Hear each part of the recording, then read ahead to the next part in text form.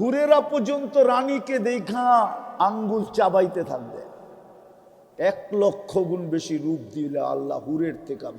দুনিয়ার মা বোন যদি প্রস্তুতি নিয়ে জান্নাতি হইল, হুরদের থেকে 1,00,000 গুণ রূপ বেশি দিবে আল্লাহ।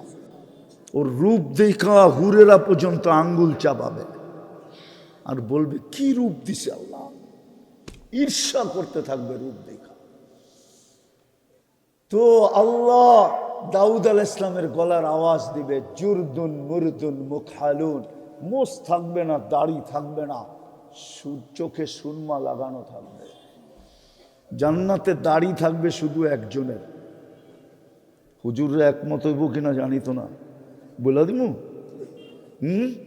শুধু আদম আলাইহিস সালামের দাড়ি থাকবে, উনি বাবা, এই জন্য আর কারো দাড়ি থাকবে না।